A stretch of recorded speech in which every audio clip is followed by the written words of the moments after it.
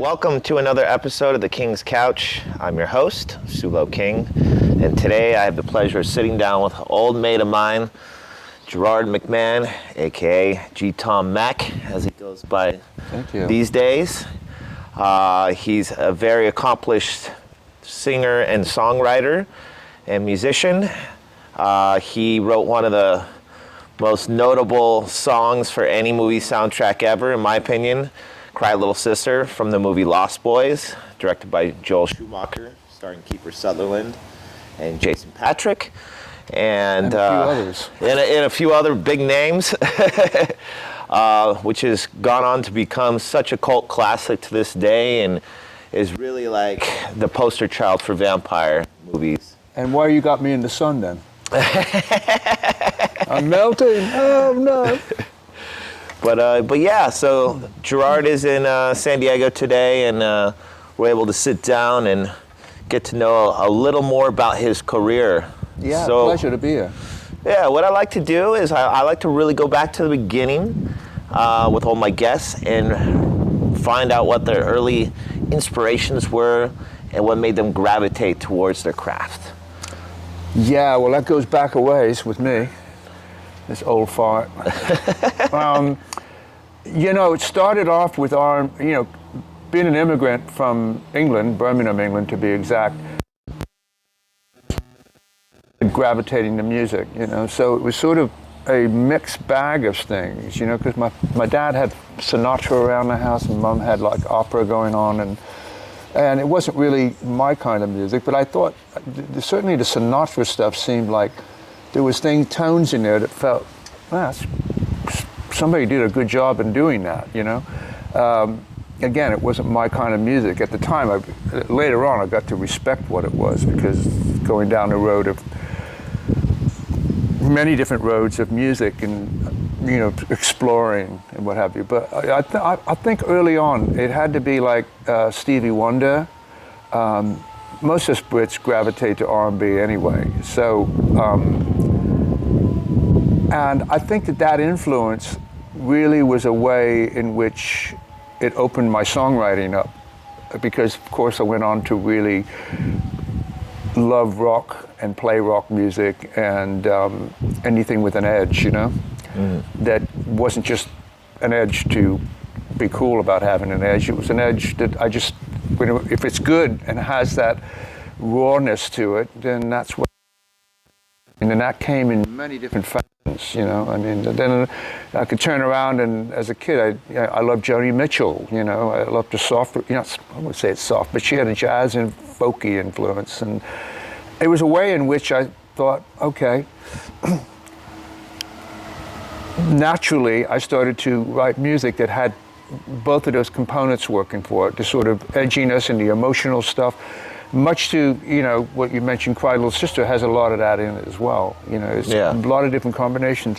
And it's crossed over into, R&B and hip hop, that whole genre of people really gravitated to it. And mind you, I wrote it for the movie as a theme song. But yeah, I think that's, those influences, I could go on and on about, the many influences over, not just in the beginning stages, but as the process moved on to write music that had substance to it, So did you gravitate towards playing a certain instrument at first, or did you always know you wanted to sing? Well, this was my instrument at first, the vocal. But I learned how to play guitar by a guy down who was of age. I was 13, I guess. And go down to his house, just brought my little crummy guitar that I had that Mum bought me and Dad. And he would just show me chords and I would sing, and he said, "Yeah, you got a good voice, man." And he had a band. They were kind of a really good band. And then their lead singer, about a year later, went on to university, and then they asked me if I wanted to join the band. I mean, there was a bit of reluctancy, just getting, playing in clubs, and I was only 14. But we were packing them in, so, if the authorities showed up, might have been in trouble, but they never did. And You say you were only 14? I was 14. Wow, yeah. that's incredible. I was actually playing in a band when I was 13, but these guys were really legit. They were really good players, and yeah, it was fantastic. And just it was a way in which my parents at the time said, well, you can do the weekends, and it turned into Thursday, Friday, and Saturday, and sometimes Sunday. So that was a bit of a task in the sense, and it was also my parents didn't like the idea that I was waking up and getting late to school. Right. Did your parents eventually go on to start supporting you as a musician? Oh yeah, they were very supportive dream? of it. The thing that was just, they were, like I said, concerned about my, academics. Well, at that age, you're so young, yeah. Yeah, of course. Yeah. And I understood it, and I tried to keep up. And I was always, I had probably ADD when I was in school because I had a hard time concentrating on mathematics. And when we came to America, it was quite different because of, everything. Having an English class, and it's like, they don't really know how to teach English over here, but I got through it, but it wasn't easy. At the time I was 15, we went on a road tour, playing clubs in the band in the middle of America. We were playing every night of the week. We would play a week, and we'd play a club for 3 nights in this place, and then move on to another place in Denver for 3 nights, and then move on to some place in Wyoming. So, but that whole summer I was on the road for 3 months straight. That's amazing. And it was quite an experience because it was the first time really, so many things happened, got high, and but I never got carried away with it, the band did. Right. But they were all 18 and 19, so, but I just sort of, I knew that if I was to fuck up and just really go down that road of taking drugs and doing, I would have just, my parents said never again, that I think the support would have gone away if they saw me going down that road. And later on I, had dabbled in this and dabbled in that, but it was never something of addiction. Right, that's good. Yeah, I watched they ruin a lot of, potential careers and even people in their prime. Absolutely. I'm not going to say any names, but oh, we can. Ozzy. Go on. We are all the greats. and then there's the addiction to ego. You've got those ones who don't really do a lot of drugs, but their ego takes over.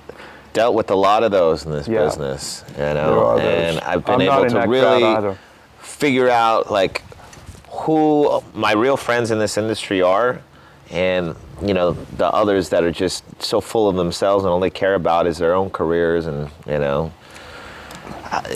are people, they burn out sad. Yeah, and it's sad. That's the thing. Is when you're so full of yourself, you need to sort of take a step back and look in another mirror as opposed to the one you're used to. Right. Yeah. And then I come across humble musicians like yourself, and we go back about 20 years or so. It's unbelievable. Yeah. I was just thinking that the other day. I was 23 years old when I met you, and then now I'm middle-aged. And I'm still middle-aged. And you still look great, and you still perform and sing great, and you're still incredible that you started touring when you were, and playing in bands alone, let alone at age 13, but started touring as an early teenager. Right. I mean, most people are picking up their instruments, especially back in those days. True. At that age. Now everyone has rock schools and is being taught when they're old enough to walk and talk. That's right. Whole other world. Yeah. That's what it's come to. In the last 20 years, everything has changed. Well, music, it proved that music is something that everybody has to be a part of because it just became so, over the years, no matter what you gravitate to, it would have been heavy metal or, R&B or hip hop or rap or, it's all, it's something that's came out of the beginning stage of where rock and roll started, with Elvis and I heard that stuff as a kid. I thought, first time hearing Jailhouse Rock, I said, now this is something, things are going somewhere with this, and I was a kid, I was 5 or whatever it was, but I could feel it. And then, but that transformed into the Beatles, the Stones, and the whole Motown thing, and it just kept growing and growing. It's something that just, we all can't live without the sound of music. The world would be a mundane place without it, 100%. Like, I used to say that all the time. Imagine a world without music, how boring it would be. Well, it's always been around. Yeah. I mean, it's been, classical music, of course, and then folk music. But there was more of an explosion in the sort of, when the 50s happened. I think that was a big transformation coming out of the jazz era. Right. And before that, it was sort of, Roaring '20s thing, which was kind of that, jazz anyway. But, from all the classical music stuff that sort of was brought up in the generations before, it just broke the mold when, and a lot had to do with the American black man or women, that really basically taught Americans soul. Yeah. And what Elvis took from, and anybody from that period of time, they were country boys, but they saw something. They were young enough to say, that's the cool stuff. Yeah. I want to tap into that. Well, even record producers, Sam Phillips saw that. Probably, maybe even around the same time or before him, Leonard Chess. That's true. Yeah, Leonard Chess took a huge gamble. Yeah. I mean, he owned a club that featured a lot of black musicians, and they got burned to the ground. Because of the racism at that time. They were in Chicago, right? Yeah. Yeah. And Maurice White, who was the first person to ever discover me, who was the lead singer and writer of Earth, Wind and Fire, was part of the rhythm. He was a drummer, and he was in the rhythm section that played on all those records, the earlier Chess records. Oh, wow. That's amazing. And then he went on to, obviously, start the band Earth, Wind and Fire. But he was an incredible advocate to my career early on. He saw it. He saw that I had those things that we talked about earlier, where I had this sort of soul R&B, but I also had the punky kind of rocked out thing, which all that combination really led to, in the documentary that's been made on my life and career, Roger Daltrey says, he says something to the effect about, he said, you can see why his songs work for that many different artists of people covering my songs, because he's that way within himself. Right. Which is interesting because I sort of am. And that's probably why I was very hard to pin down as an artist, because I had all these different flavors going on. Yeah. And I think the definitive thing with Cry Little Sister made like my voice become like something of a style. Yeah. And, to go down the goth road. I mean, I love the stuff, but it just wouldn't be completely me. Yeah. I mean, Some people do that when they get pigeonholed into. Yeah, you find a sound and you stay with that thing, but how long does that last? Unless you're Depeche Mode or something, where they've maintained this particular sound over the years and vibe, and they've had a really damn good run. Yeah, that's true. Yeah, they got a lot of great hits, and I mean, then you have artists that are still trying to just ride off that one hit wonder that they had. And I've never been into writing on Cry Little Sister, going out there and trying to that be the only thing. I mean, that's why I do love writing songs for other people. I mean, my songs have been recorded by Marilyn Manson to Casey and JoJo, the R&B duo, I mean, the list goes on. I looked it up on Spotify today, and there are so many different cover versions out there that are published.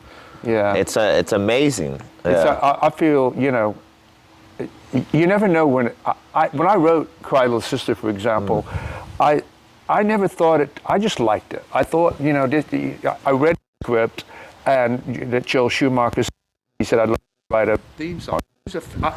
I wasn't any big deal back then, and he just loved my music. You know, he was a big fan. But you had already had some music and some soundtracks. Oh yeah, I had Fast Times Yeah. at Ridgemont High, All the Yeah. Right Moves, 16 Candles. I mean, the list You of had 80s stuff under your belt, so you were Yeah. established. I was established in that way, and I had albums that were out at that time. But my albums would sell like they were on major labels, and they would do 50,000 to 60, 70,000 records. But that wasn't good enough back then. Today, that would be remarkable, you know. Right. But it was just sort of, I was sort of the critic's darling, you know, in a way, where people recognized the fact that I had something going, and it's just it's in this documentary that's been made on my life and career called How Did I Get Here? And it's just, you know, it was interesting just seeing the process in which, because I was going like, is my life that interesting? And then I realized, yeah, it's different. It's different interesting. It's not just your generic like, well, he did this and he did that, and and everybody loves that, and it digs a lot deeper, you know. Yeah.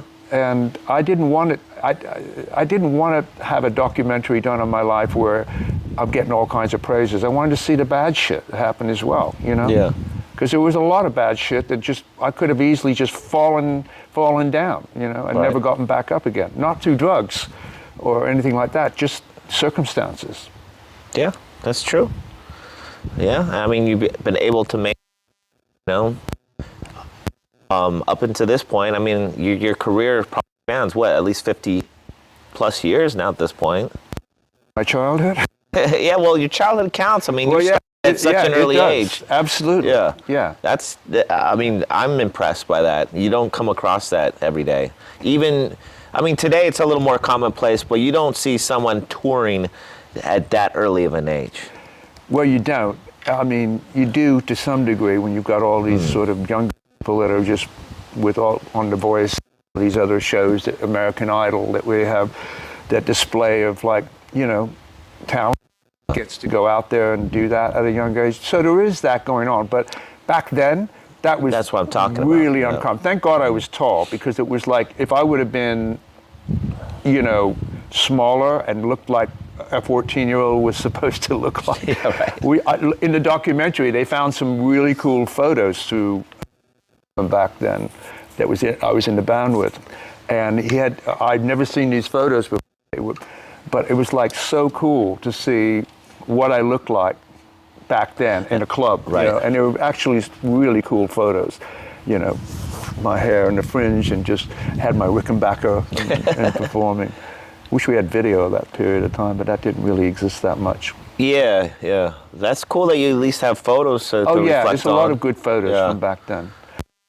Stuff from the, you know, the 70s, and you know, so there's, there's a decent amount of things that were videoed back then or filmed. Right.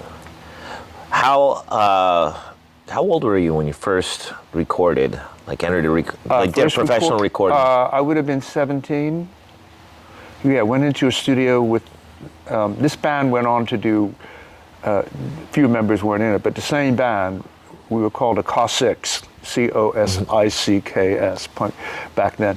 And we went on to garner, we started playing original material that I was starting to write with the guitar player. Uh-huh. I was writing on my own, but I just, you know, I'd bring him in to finish it up. And, I got, by the time I was 16, I was starting to write, you know, and I felt like, oh, well, maybe I can do this, you know? And then I learned how to play piano by 17. So the band, we were in this studio in Denver, Colorado, and we went into a studio, an 8-track studio. That was like, wow, you know, we're in the big time now. And we cut some demos, and that got us to California for the first time. And there was a manager that was quite interested in us and got us some gigs. Mind you, we were still playing some covers and doing, you know, bars and stuff, but then we were able to play our original songs.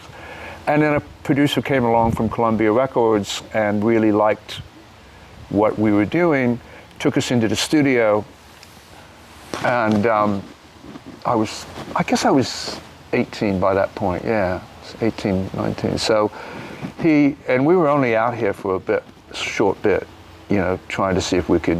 When you say out here, what do you mean by that? By being out here from, we were in Colorado at that time. Gotcha. And the band ended up living there for a while because we had a lot of gigs, right? Club gigs that we were doing then.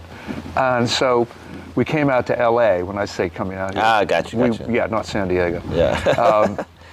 We ended up just living in LA for, about 4 months. And then finally the record, this producer that took us in the studio, he was a staff producer for Columbia Records. And he had a few hit singles that he produced and stuff like that. And he just, after, so he played it for the head of the company. They said, not really into the band, but, but the singer's good. And, so this producer said, listen, man, I hate to be the guy to have to say this, but you're the one that sticks out, and there's interest in you, but there's not interest in the band. And so how do you tell the rest of the band that, It's sort of like... It's crushing. Yeah, and so I didn't have to, because everybody was running at this point, because we came to LA, we weren't getting the kind of gigs that we got back in the middle of America. So, and we were playing originals, and original bands, it's very difficult, going down that road. So we disbanded at one point, and I just went on my own, and then just things started. You've been solo for the most part? Yeah. I didn't really, I ended up playing on sessions and, had a stint with Jackson Browne when I was 18 or 19, playing bass and that kind of thing. How old were you when you moved out here to the U.S.? I was about 11, 12. 11, 12? Okay, so you started playing music when you moved I was out. already into music, but I started playing music when I moved to And where did you America. move to? Pardon? What state did you move to? We lived in New York for a bit. Okay. In the city, and then my dad got a job in Wichita, Kansas, slap dab in the middle of America. And it was so, they didn't understand a word we were saying, and they had a bit of a twang, if you will. It's not like quite Southern, but it struck it right in the middle of America. But it was difficult at school because I was just trying to learn the American thing, and I just, once I got the guitar, I just sat in my room and learned songs all the time. Sat there and just figured out the songs by ear. Play by ear, yeah. Yeah, like we all do. Right, yeah, I mean, I can read some tablature, but, sheet music I can't read. I play everything by ear. I didn't do any of that until about 19. I started to realize it might be a good thing to understand what this is, what all this stuff in my head is, like with, because I always used to hear orchestrations and I said, how do you do that? How do you get all that? And then I always thought it was mathematical, so I had a fear of doing it because I didn't want it to interrupt with my natural flow. Right. But it came in handy, and I really learned music theory, and I learned, mind you, I didn't go on and graduated as a, didn't go to Berkeley or anything like that. I used to sneak into classes on the university campus that were good music classes to learn orchestration and all that kind of stuff. I got busted one time too. Not the dean, but he said, "Are you signed up to be here?" And I said, "No." And he said, "Wow, you've been sitting in my class a lot." And I said, "Yeah, well, I can't afford to sit in your class." But he said, "Let's go over to I want to see what you do." So I went over to the music room, and they had pianos over there. So I ended up playing some music on the piano, and he said, "Well," he said, "you taught yourself all of this?" And I said, "Yeah, self-taught. I mean, I've learned from a couple of the keyboard players and guitar players." And he said, "Well, Mr. McMahon," my name is spelled MC. Nobody ever got my name right. It was either Jerry McMahon, so that's why I changed it to G. Tom Mac.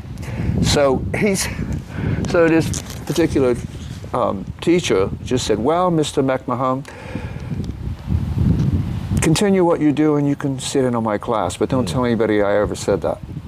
And didn't you even change the spelling of your last name to make it easier? On the Lost Boys soundtrack. Actually, on an album called Foreign Papers on Atlantic Records, I changed it to MCMANN.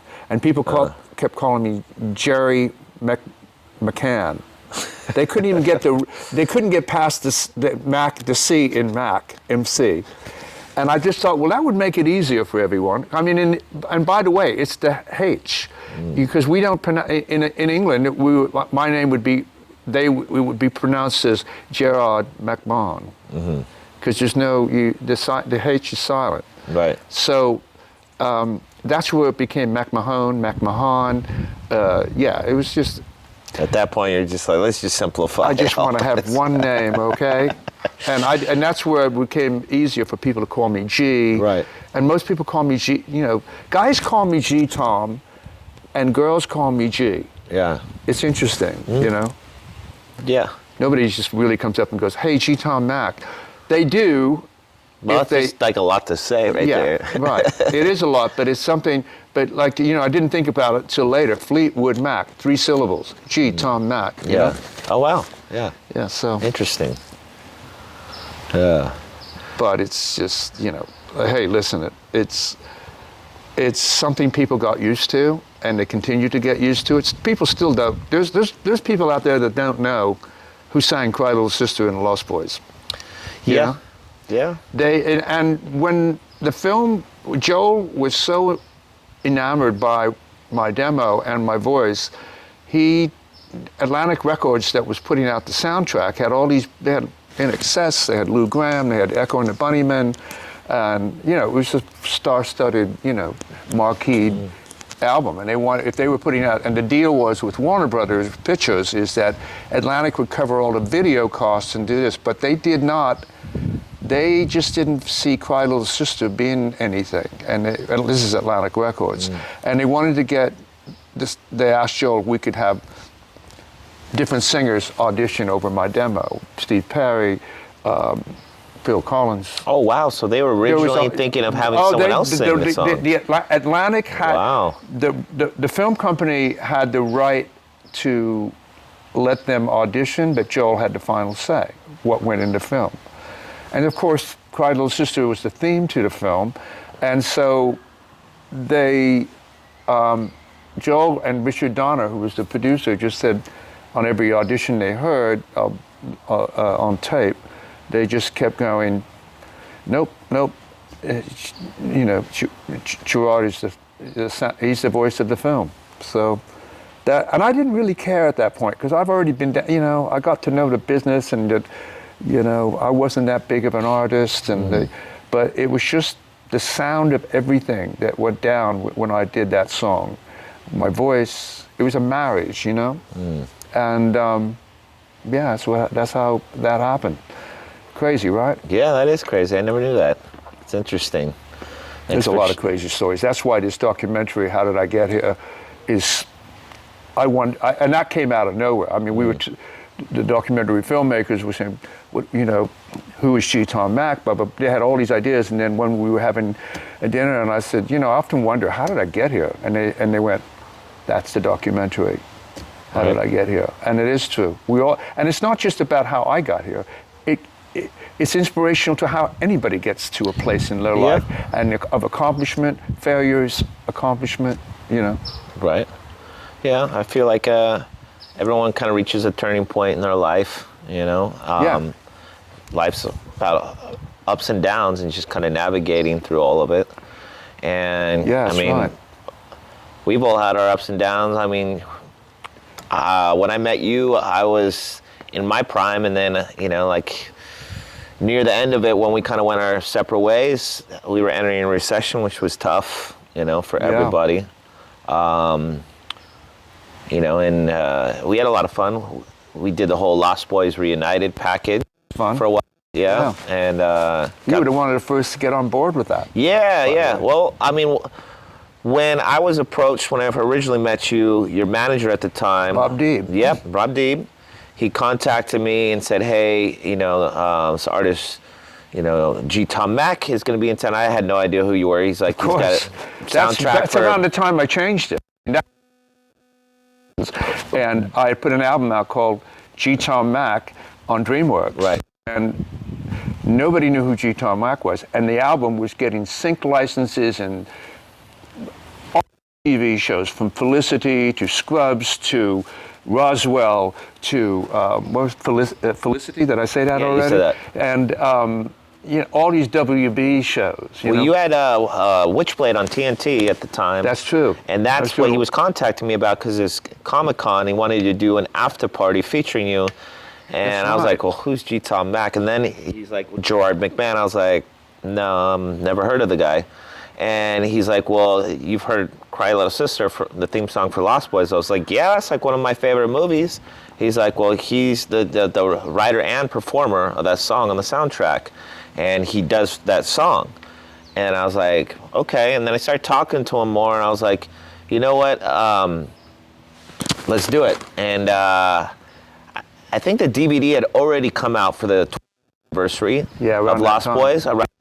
Yeah. And that gave me the whole idea. I was like, let's do something kind of themed around that. And then eventually, you got like cast members involved. You got Brooke McCarter, who was part of Kiefer's gang. Right. You even did some conventions with Billy Wirth, Jameson Newlander. Yeah, all of that kind of happened. Yeah, all of that. Corey Haim. Right. He came down and did the event, and I got to know him for a little while, which was really interesting. And it's heartbreaking what happened to him. Yeah. You see, I didn't know any of those guys early on. Yeah. Brooke and I would be on. He reached out to me.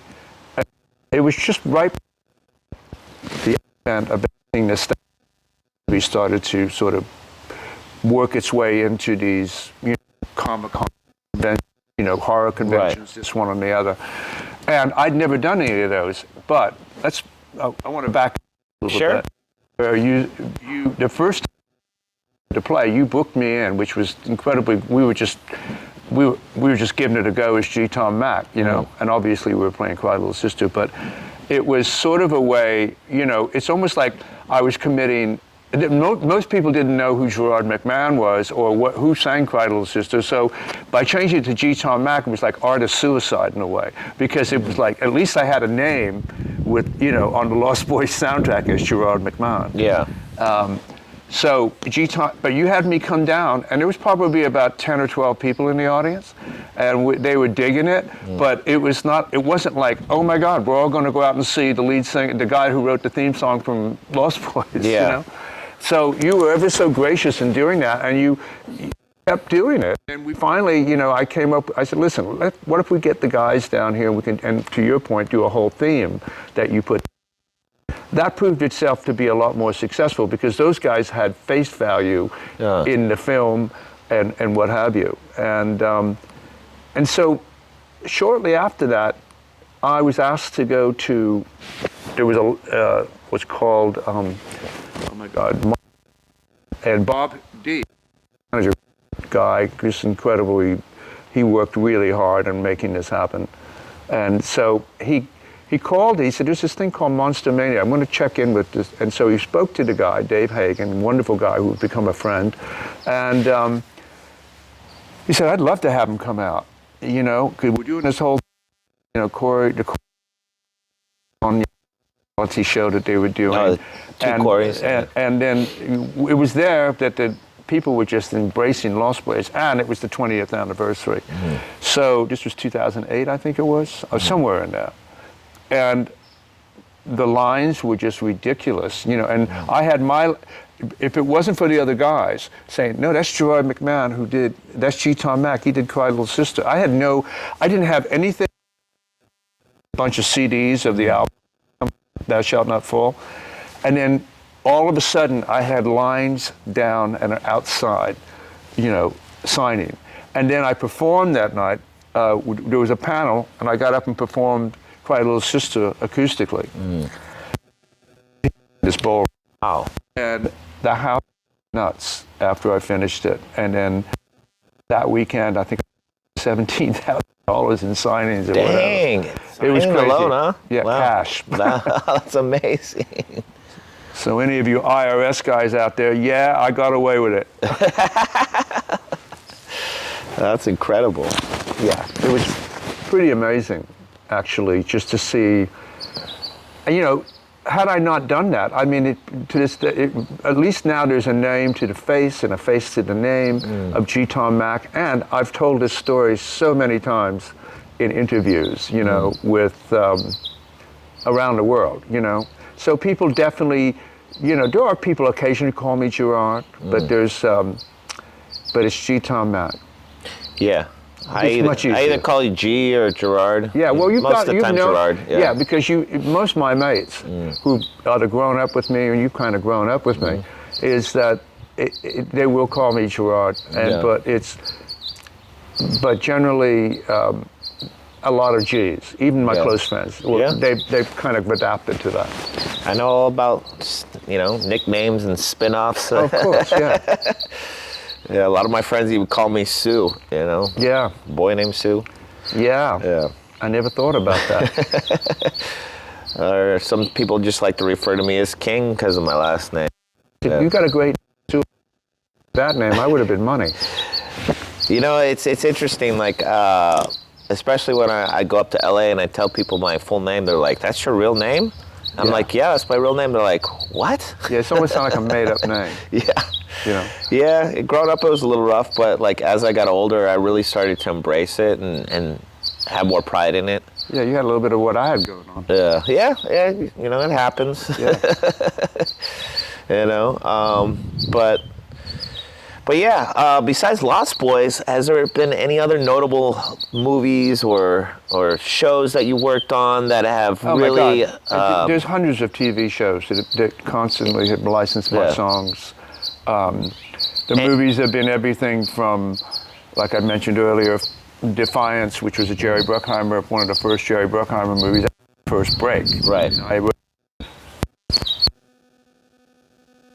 And then he had me write 4 more songs, and it was an interesting story in that he wanted to have sort of a Bruce Springsteen, Bob Seger kind of vibe, and I was really just to come to LA on my own for the first time that year. And my manager knew the guy at the film company who knew Jerry, and Jerry was doing this movie called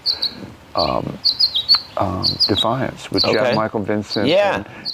And most of the people that went on to be in The Sopranos. Oh, that's amazing. I know. Yeah. And I wrote the main song, and then he said, and I found very Springsteen-esque. When you're in a cover band, you learn to adapt to all these different voices, so you can, you know, and I wasn't using my own voice, and that was a big deal to why we got a lot of gigs, is that I could sound like different people, right? Different artists. So, I said to my manager at the time, I said, "Who's going to sing these songs?" And he said, "I don't know. You need to have that conversation with Jerry." And so he loved all of the songs I did. So I asked Jerry in the end, I said, "Who's going to," you know, and I had no more, and I didn't have any idea how much money I was to make. And I finally realized, I thought my manager said 8,000. It ended up being 80,000. I heard him ears with that. On that. But so Jerry said, "You're singing the songs." And I'm going, "That's not really my real voice." He said, "Well, it is now, because everybody loves it, and the testings and all of that stuff, you know."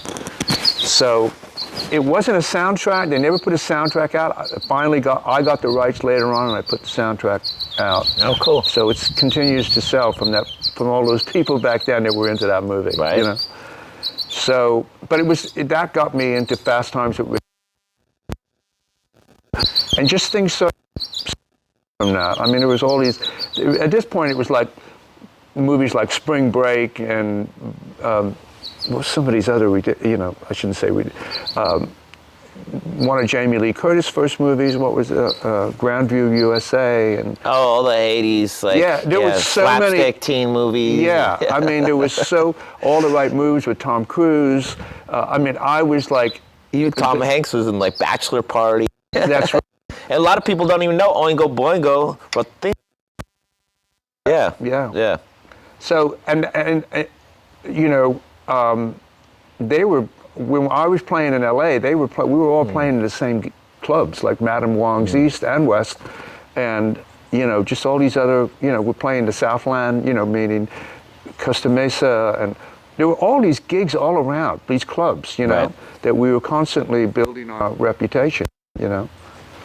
And that's when I got a record deal, and that's when Maurice White got me signed to Columbia Records. You know, so it was an interesting period of time, the early '80s, and just, you know, being young and just figuring out who you were, you know. But I was lucky and fortunate that artists like the band Kiss did a song of mine, because their producer loved this one song, thought it would work for them. They needed it. They were kind of just falling off the cliff kind of thing, you know. There was an album called Unmasked that brought them back again. And yeah, I had no idea. That was probably my first or second cover, song I had on by this, and it was mind-blowing, you know. Right. My first check being $65,000. I'd never seen $6,000 at that point, you know. So it just grew into my songwriting, came out of that, as well as I realized, yeah, I can do this, you know. And such an array of different artists, from Michael McDonald to the jazz pianist Ahmad Jamal, who's very well known in the jazz world. Huge. Did one of my songs. Legendary. Pardon me? Legendary artist. A legendary artist. And it was just mind-blowing that these people were gravitating to, you know, Ahmad Jamal did a song called Bad Times, which a group called Tavares did a cover, and I did it originally. And it's been, oh my God, the amount of times it's been, you know, sampled. So that came into play as well, cool. You know, and then morphed itself into me writing and producing the Spinners, which I loved because they were a great R&B band. And, you know, it was just, you know, Harrison Ford said it one time perfectly. He said, Gerard's kind of the Meryl Streep of singers. And I'm going like, what the hell does that mean? What does that mean? And then I got it. I said, yeah, because Meryl Streep can take on any role and really be believable in what that is. Interesting. And that's what he meant. And I said, I'm good with that.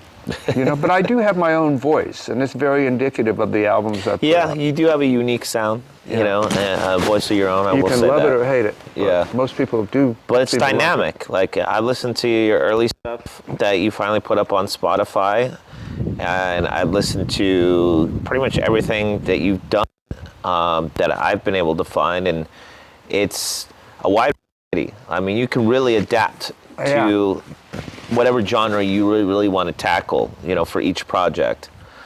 Now, do you ever get... I was going to say one thing. The thing about being all of that is I may not be exactly pinpointed G-Tom Mac. I mean, I get closer to who I am the more age increases. Right. You know?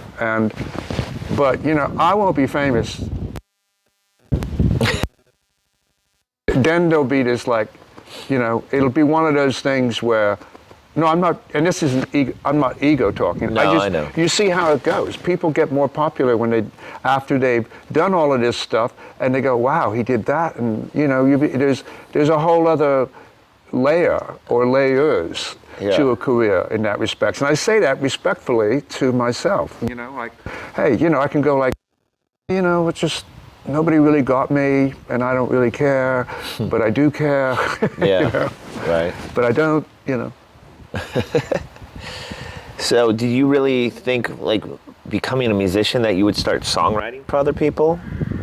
I didn't think that in the beginning. I was enamored by how songs were written and how, especially the good ones, you know. Right. And, you know, when you have all these bands that were out there that were self-contained, obviously the Beatles and the Rolling Stones, but then came along Elton John with a songwriting partner, and, you know, he was self-contained. He didn't write lyrics, but I like the idea. I've always loved the, you know, words and language and reading. I was always reading, and I just loved a story and whatever the story. But I also knew that you had to put your original, what that story is, what the lyric, and that being the lyrics, and given it's something that has originality, and that somebody can make it their own, interpretation-wise, and they just, when the melody and the lyrics are working well together, there's nothing better than that.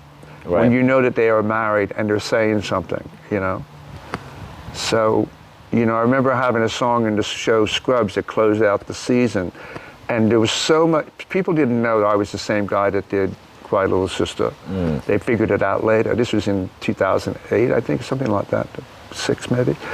And the amount, it did the final season and it played out, and 360,000 downloads within 5 days. Wow. Yeah, that's when downloads were happening, iTunes. Gotten my, and there was so many fans just gravitating, saying, I love this song. Oh, MySpace was a game changer for any artist. Yeah, and it was just it was a game changer. It became recognized, I was recognized to doing something, different than Little Sister, right, or different than, whatever, so, but it's, it's an interesting, how did I get here, Rod, Yeah. Sure sounds like it. When do you think your documentary is going to be 2024, 2000, end of 2020. The release, 2000. Okay. Speaking to Netflix already. Really? And a few other, That would be amazing to see it come out on Netflix or a streaming service like that, or Hulu. I had a meeting with them about a week ago, and it was just really good. And they're big fans, and I've had a lot of my songs in Netflix shows. I'm sure there's plenty of artists that would, come forward and, talk about your. Oh, they've already done it. Career. Sharon Stone, they did an interview with Sharon Stone, who I've worked with. Interviews with actors and musicians, Billy Bob Thornton. They've interviewed Roger Daltrey of The Who, Robert Plant of Led Zeppelin, and these are the people I've worked with or written for. So there's. Yeah, some of the stuff that they shot already is really cool. Let's talk Ice about Cube, some of these artists that you've worked with. You worked with Ice Cube before? I did the movie The Players Club, which I wrote the theme song to. Oh, cool. So you've written songs for Roger Daltrey. I gotta pee. Now, do you have to? So bad. Do you have to right now? All right, we can pause it for a second. Okay, let's do that. There's just a point where you got to be real. When you gotta go, you gotta go. I'm going to keep that part in there because it's just too classic not to cut that out. I'd be really disappointed if you didn't. First time ever out of the 27 episodes I've done that I guess has ever had to stop to take a. Well, may there be many more. So I think we were on about what Roger Daltrey and all these other rockers. So let's talk about how you formed a relationship with Roger Daltrey. You didn't just write a song for him. You became a close friend of his. Yeah, we became good friends after after we met, and he wanted me to write songs for him, and then it ended up him wanted me to produce his album because he liked my production work. But I met him through Led Zeppelin and The Who, managed by the same people. So Robert Plant got a gist of what to do. No, Roger got the gist of, I started working with backup Robert Plant, who reached out to me. Came home from the gym one day, and I was living in New York at the time, and I got this message on my answer phone, and he says, Robert Plant, I've been listening to your music, and I really, really love it, and I'd love to speak with you about getting together and doing some writing together. And I thought it was a joke. I thought somebody was, taking the piss, And because I had a comedian friend who could imitate a lot of different people, and I thought it was him, and I rang him up with that. And I know the difference between a Midland accent, which he was born, we were both born in the same town, Birmingham. Mm-hmm.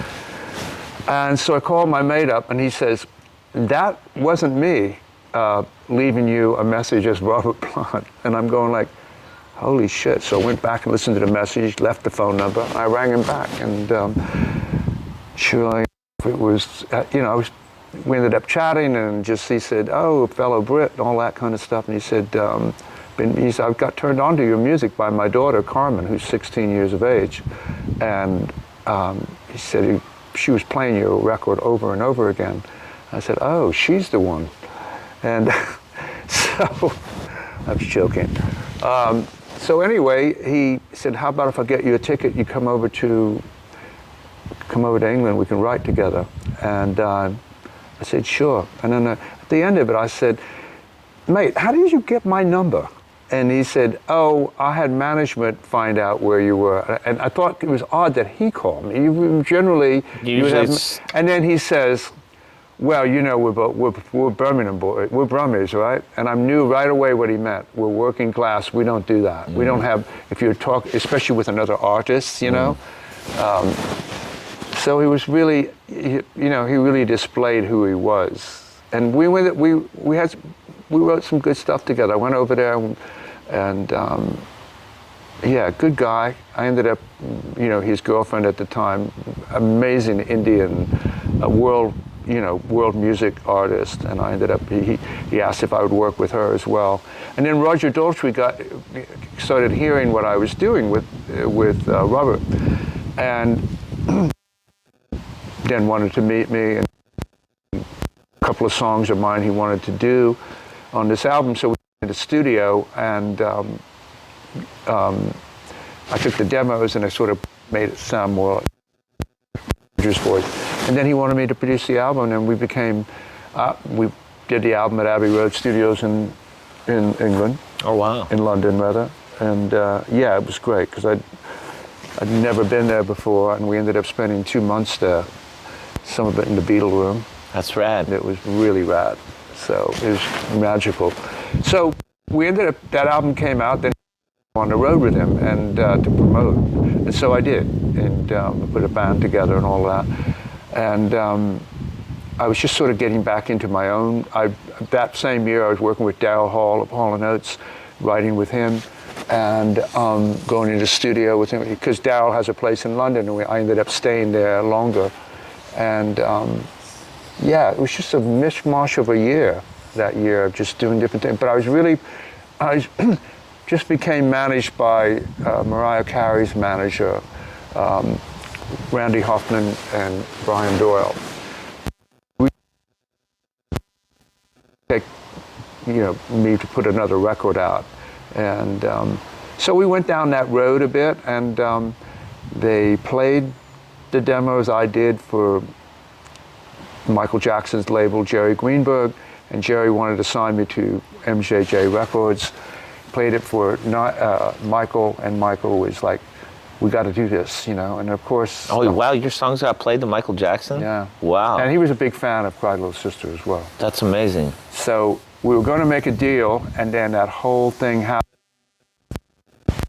Or whatever that was, the whole first round of that stuff, of... oh, well, yeah, when it got all exposed, and then, what was that, 93, something like that? Yeah, it was 93, exactly. So that went away, and then I just found more movies to do, and I sort of went back into doing that, with that's the Ice Cube thing came about, and did that song, and then I was just doing all kinds of movies, and then I signed with DreamWorks, fast forward, and then I moved back to LA, from New York, and I was doing so many, indie movies, like this Tim Roth movie, No Way Home, wrote the theme song to that, had 2 other songs. It was, and I realized that, I like doing this. This is, there's a magic to coming up with something that's going to work for the screen. Right. So, and then I just got back into my career, my artist career, and now I'm doing a Broadway musical, which is called Lost Boys. A Lost Boys story, which came about. And you already have the soundtrack out, so if you guys want to check out the soundtrack, that's out. Yeah. On all the streaming platforms. It was a good move on that, in that way. People have done that before. They did it with West Side Story back in the day, where they put the soundtrack out before the actual movie. But so and then I started another another musical, but this is going straight to the screen with Paul Brooks, who is the producer of My Big Fat Greek Wedding and Pitch Perfect 1, 2, and now. And he asked me to write a musical. He said, but I don't want to do the Broadway thing. I want to go straight to the screen like live. Idea about pen pals, which was the height of pen pals before, social media was a thing. And it's 1987, and there's three different high schools, coming of age story, New York. 8 different characters intertwined with each other's lives through pen paling, and all different walks of life, and they all get each other through the last year of high school. Oh, wow. So, and it's been really a fun project to do, a hard project to do in a lot of ways, because there's all these different moving characters. And but we brought in a really good screenwriter that I collaborate with, Charles Watson, who's an incredible writer. And so we've been getting on, and I've been writing all the songs and lyrics. Right on. So we're about another 6 months away from filming. Cool. Yeah. Have you ever had the inkling to want to do any kind of acting? I know a lot of musicians. I've been asked to do it. Yeah. I passed on something just recently. Oh, really? Yeah. It was something, I just thought I was, here I am in the middle of, and it was it wasn't a big part, but it was, good cast. I just scored a movie called Pig Killer, which is a film starring Jake Busey. It's based on a true story, too. It's based on a true story of a guy in Canada who was Canada's only serial killer. And he, murdered 83 women over the course of a decade. And I was, a bit reluctant at first, but it was challenging. I thought, why not? It's the pandemic. What am I going to, you know what I mean? I was writing a musical, Don't You Forget About Me, which is the thing I'm doing, that I was just talking about. So I just took it on. I thought, okay, I like the director, really clever guy, Chad Farron. And so, one thing led to another. He rang me up. He said, hey, I'm going to do this other thing for Lionsgate. What was the name of the film? It's a sequel to the old one. Film by the famous writer. I can't think at the top of my head. Can't think of it either. Yeah. So anyway, I said I read it and I said, wow, this is challenging. It's really cool. I'd be all day and 4 or 5 hours having a total makeup job happening because of what the story is. I don't really want to give it away because it's not fair to him. But it was so,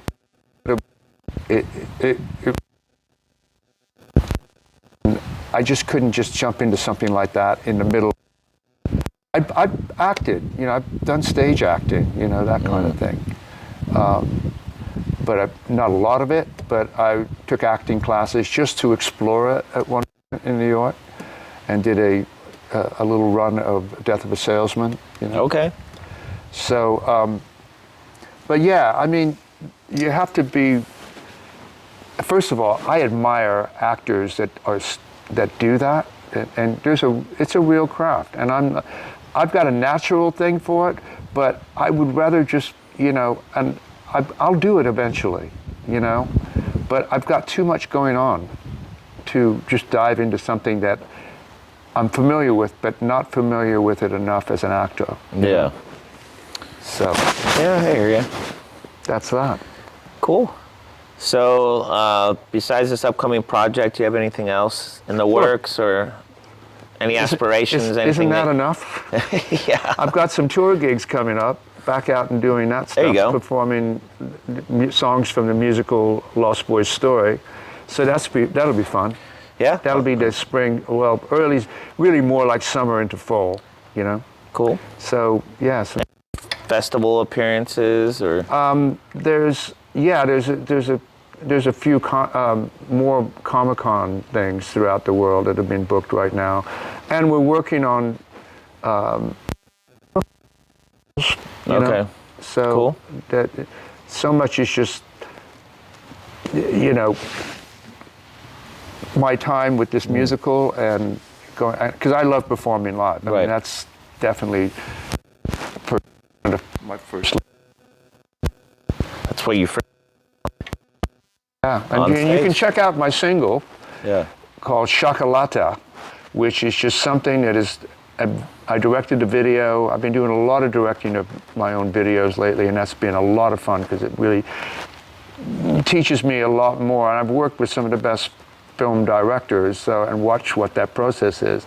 And I've gotten, I'm really enjoying that. So it's a way for me to keep learning my craft as a film director, you know, to go on and do that. Maybe I'll do something later, I don't know. There you go.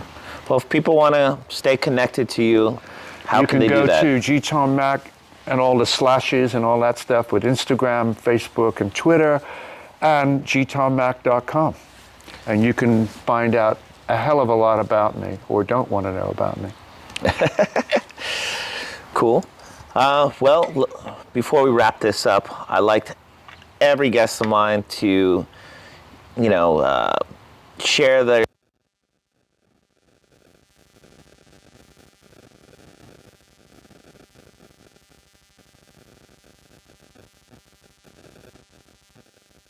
something meaningful.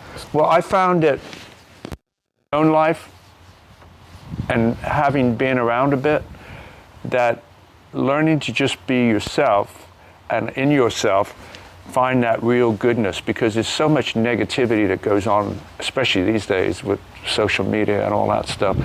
And not to say that people shouldn't have an opinion, but it's a way you put your opinion across. And I think that just there's a bit more, we lack this sense of respect these days. I mean, the only way you really understand respect is to have it for yourself.